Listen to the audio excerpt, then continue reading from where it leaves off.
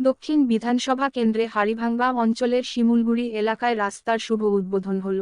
এদিন এই রাস্তার শুভ উদ্বোধন করেন তৃণমূলের কংগ্রেসের জেলা সভাপতি অভিজিৎ দে ভৌমিক।